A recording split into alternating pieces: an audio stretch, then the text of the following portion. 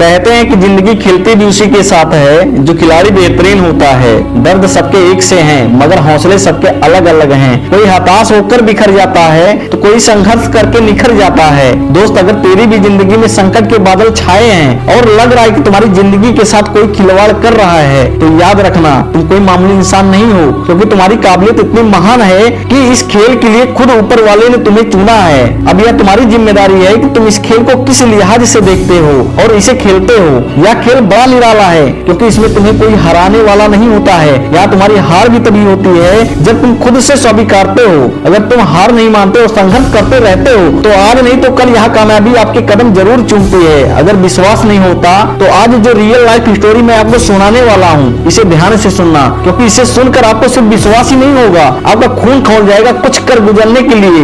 इतिहास में एक ऐसा इंसान भी था जिसकी कामयाबी होने की आग देखकर ऊपर वाले ने उसके साथ एक खेल खेला, और वो खेल भी कोई छोटा मोटा नहीं था। इस खेल में उस इंसान ने लगभग अपना सब कुछ गंवा दिया। उसके पास कुछ बचा था तो वो थी उसके मन में जलती वो आग जो बस कामयाब होने के लिए धड़क रही थी। और अंत में इसी आग ने उसे उस मुकाम पर पहुंचाया जहां लोग सिर्फ कामयाब नहीं होते बल्कि वो ऐसी कामयाबी को हासिल करते हैं कि उनका नाम इतिहास में दर्ज हो जाता है और कभी मिटाने से भी नहीं मिटता। इतिहास के पन्नों में दर्ज ऐसी महान शख्सियत की कहानी मैं आपको सुनाने जा रहा हूँ। बस याद रखना कि इस कहानी को एक कान से सुनकर दूसरे कान से मत निकाल देना, उसे अपने दिल और दिमाग में इस कदर बैठा लेना कि जब तुम्हें ऐसा खेल खेलना पड़े तब तुम इस कहानी को याद करके अपनी जीत पक्की कर सको। 14 अगस्त 1821 मतलब आज से यही कुछ 200 साल पहले फ्रांस के एक दूर दराज वाले इलाके में उस महान शख्सियत का जन्म हुआ जिसने मुझे यह सिखाया कि स्ट्रगल का असली मायनों में मतलब क्या होता है। उस इंसान ने स्ट्रगल शब्द का मतलब बचपन से ही जान लिया था, क्योंकि उसकी जिंदगी का स्ट्रगल तो उसके जन्म के बाद से ही शुरू हो गया था। उसके पिता एक छोटे से किसान थे।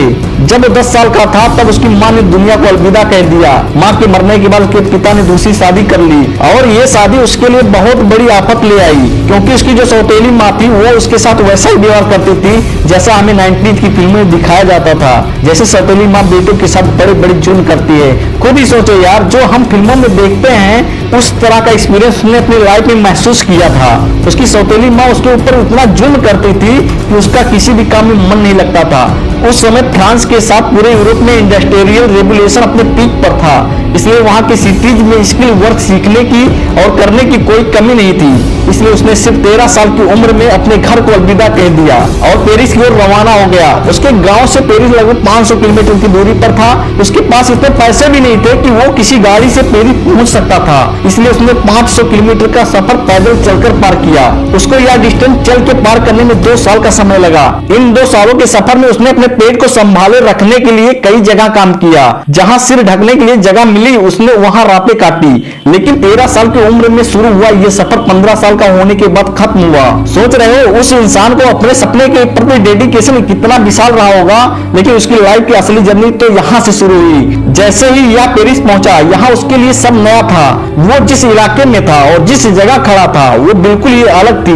जो काम वहाँ हो रहा था, जिस तरह वहाँ लोग अपना जीवन बिता रहे थे, उन्हें देखकर उसे एक बात की तो पक्की गारंटी थी कि इस अनजान दुनिया में वो जाना माना नाम भरने वाला है। और उसके लिए जो ताबड़तोड़ मेहनत होने वाली थी उसके लिए भी उसने कमर कस ली और अपनी टूटी फूटी स्किल के साथ काम की तलाश में लग गया। जैसा कि मैंने पहले बताया, उस समय फ्रांस में इंडस्ट्रियल रेवोल्यूशन अपने पीक पर था, इसलिए उसे काम आसानी से मिल गया। लेकिन इस काम से उसे उतना ही पैसा मिलता था जिससे कि वो अपना पेट भर सके। सिर ढकने के लिए भी उसके पास कोई छत नहीं थी, इसलिए उसने ठंडी, गर्मी और बारिश ऐसे सभी दिनों को अपने ऊपर एक कंबल ओढ़कर काटा। और उसे इस बात से कोई गिला शिकवा नहीं था, उसे बस अपने काम की चिंता रहती। वो जो काम कर रहा था उसे अपने काम में माहिर होना था, प्रोफेशनल बनना था।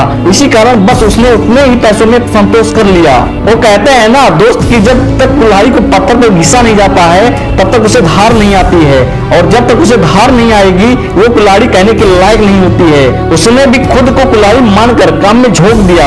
इस दौरान उसने लकड़ी से अलग अलग चीजों को बनाना सीख लिया था। काफी दिनों तक काम करने के बाद उसे रियलाइज हुआ कि अब उसे आगे बढ़ने की जरूरत है। फिर वो एक अच्छे काम की तलाश में निकल गया और एक जगह उसे जैसा चाहिए था वैसा काम मिल गया। अब क्योंकि इतने दिन पत्थर पर घिस के इस खिलाड़ी को हार आ चुकी थी, इसलिए जब उसे एक काम मिला तो उसे इसके बदले बदले पहले से भी अच्छे तनख्वाह मिलने लगी थी।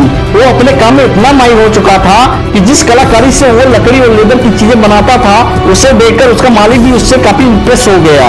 उसकी कलाकारी से बनी चीजें पेरिस में काफी पॉपुलर होने लगी थी। कहते हैं ना, जब कोई अपने काम को ही अपना धर्म मान लेता है तब उसे भगवान से कह लो या प्रकृति से वरदान के प्रदान मिलने लगते हैं। हमारे हीरो को अपने काम के प्रति कितनी निष्ठा थी या तो आपने अभी तक जान ही लिया है। इसी निष्ठा को देखकर उसकी लाइफ में एक और पॉजिटिव घटना घटी। इसी दौरान एक जगह से दूसरी जगह सामान ढोने के लिए फ्रांस में ट्रेन भी शुरू हो चुकी थी। आप सोच रहे होंगे ट्रेन के शुरू होने से क्या फायदा हो सकता है। दोस्तों, ट्रेन शुरू होने से हमारे हीरो की लाइफ में एक नया मोड़ ले लिया, क्योंकि सामान ढोने के लिए तिजोरी जैसे बड़े बड़े बॉक्सेस की जरूरत होती थी। इसलिए जब ट्रेन शुरू हुई तभी इन बॉक्स की डिमांड कई गुना बढ़ गई। हमारे हीरो ने इस अवसर का फायदा उठाने का सोचा और बॉक्सेस बनाना शुरू किया। लेकिन जैसा कि हमने अब तक कहानी में जान लिया है कि हमारा हीरो कोई साधारण इंसान नहीं था, वो तो एक कलाकार था। इसलिए जब कंपटीशन बढ़ने लगा तब उसने कुछ नया करने का सोचा। इसी दौरान उसने बॉक्स इंडस्ट्री में पाया कि उस वक्त जो बॉक्स भर रहे थे वो ऊपर से राउंड होते थे, जिस वजह से एक के ऊपर एक बॉक्स को नहीं रखा जा सकता था। उसने ये भी पाया कि बॉक्स लेदर की बनी होती थी, इसलिए वो बारिश में भीगकर जल्दी खराब हो जाती थी। इसलिए उसने बॉक्स को फ्लैट बनाना शुरू किया और लेदर की जगह उसने कैनवास का यूज करना शुरू कर दिया, जो वाटरप्रूफ भी होता है और टिकाऊ भी। इन बदलावों के साथ उसने बॉक्स बनाया और बेचना शुरू किया और देखते देखते बॉक्स की इंडस्ट्री में उसने खुद की ही मोनोपोली स्थापित कर ली। उसके सामने कोई भी नहीं टिक पाया और इतना ज्यादा पॉपुलर हुआ कि फ्रांस की महारानी ने उसे अपना पर्सनल बॉक्स मेकर बना लिया। इसके बाद और भी कई सारे लोगों ने उससे ही बॉक्स बनवाना शुरू कर दिया। उसके पास अच्छा खासा पैसा जमा हो चुका था, इसलिए उसने अपना खुद का वर्कशॉप खोल लिया और उसकी कारीगरी का जादू पूरे फ्रांस में इस कदर छा गया कि उसने कलाकारी के क्षेत्र में कई अवार्ड जीते। लेकिन यह जिंदगी का खेल है, इसमें कामयाबी मिलने के बाद भी संघर्ष रुकता नहीं, वो चलता ही रहता है। हमारे हीरो की जिंदगी में फ्रांसीसी अखबार ने एक नया संघर्ष शुरू कर दिया। इस युद्ध के दौरान फ्रांस में सब कुछ नष्ट हो चुका था, लेकिन इस संघर्ष के दौरान उसको अकेले संघर्ष नहीं करना था, बल्कि इस बार तो उसका पूरा परिवार उसके साथ था। जब युद्ध थमा और वो शहर वापस आए तब उनकी पूरी वर्कशॉप बर्बाद हो चुकी थी, लेकिन उसने अपनी लाइफ में हारना नहीं सीखा था। इस बार भी वो कहां हार मानने वाला था। उसने अपनी वर्कशॉप फिर से खड़ी करी और बस कुछ ही दिनों में उसकी वर्कशॉप पहले से भी ज्यादा चलने लगी। अब की बार वो बैग्स की इंडस्ट्री में रेवोल्यूशन लाया। उसने बैग से अपनी कलाकारी का जादू बिखेरा। जिन बैग्स को पूछता तक नहीं था अब वो तेजी से बिकने लगी थी। आगे उसने कई ऐसे कारीगरी करी और आम चीजों को खास बना डाला। उसकी वर्कशॉप अब एक बड़ी कंपनी बन चुकी थी। उसके प्रोडक्ट अब आसपास के देशों में बिकने लगे थे और देखते ही देखते एक छोटी सी वर्कशॉप से शुरू हुआ बिजनेस एक ग्लोबल ब्रांड बन गया। आज की अगर बात करें तो ये कंपनी लग्जरी प्रोडक्ट की दुनिया के किंग है। यह लग्जरी प्रोडक्ट में दुनिया की सबसे ज्यादा वैल्यूएबल कंपनी है। यह कंपनी जिस इंसान के खून पसीने से बनी है, मतलब कि जिस शख्सियत की जीवन गाथा आज हम सबने जानी, वो इंसान लुइस व्युइटन, जिनके नाम से ही आज ये कंपनी चल रही है। आप सोच रहे होंगे ठीक है, लुइस व्युइटन ने बड़ी कंपनी खड़ी कर दी, तो क्या इस वजह से इनका नाम इतिहास में दर्ज हुआ? नहीं, जिंदगी के संघर्ष को कैसे एक अवसर में बदलना पड़ता है, बड़े सपनों को पूरा करने के लिए कैसे छोटे छोटे पंगड़ियों से गुजरना पड़ता है और जिंदगी हमें कितना भी नीचे सरकाने की कोशिश क्यों ना करे, उससे मुकाबला करके हमें जीत हासिल करनी पड़ती है।